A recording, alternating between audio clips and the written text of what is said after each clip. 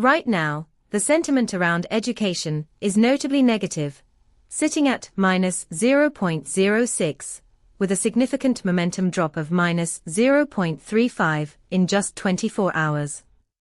This isn't just a blip. It reflects a shift in public perception that may be linked to recent policy changes or events making headlines. With 20 semantic clusters identified, our API delivers nuanced insights into the sentiments shaping conversations in education. Imagine you're developing a tool to assess public opinion for educational policy advocacy.